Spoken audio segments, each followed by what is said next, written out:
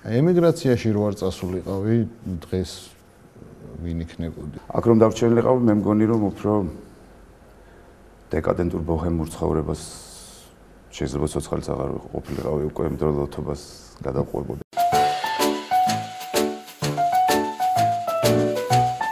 თავრობა ხელისუფლება ესეთ რაღაცებს ვერ შეცვლის.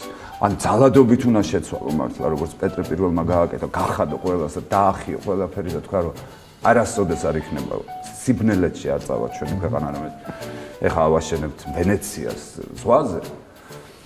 ან არ ვიცი რაღაცნაირად საზოგადოება, ხო იცი, ადამიანს თუ გაუჭირდა ძალიან ბევრი რამეს ხდება და მე მგონი რაღაცნაირად კი ამდენი ომი, ამდენი რაღაცა ის იყო, მაგრამ რაღაცნაირად მაინც საზოგადოება ვერ სულ იმის იმედი აქვს, რომ აი მოვლენ და ეხა შეცვლიან და აქ შენ წინ რაც ხდება, აქ შეიძლება ნაგავში ცხოვრობ და ამას ვერ ხედავდი, იმიტომ რომ ელოდები იმას და მე მგონი რომ ჯობია რომ ნაგავი გაიტანო იქიდან და შენი პატარა ადგილი მოასუფთავ, რომ სხვას ვიღაცას მაგალითი მისცე იმით, რომ თურმე იმან რაზიმას რატო გამოვიდა კაცო, იმიტომ იმან თავისი ის რაღაცა ნეხვი გადაყარა თავისი ხელით და თავის შვილებსაც ასწავლა, რომ არა მამა ნეხვში არ უნდა ვიცხოვროთ რაღაცნაირად უნდა ჩვენ ყველა მივხედოთ ამას.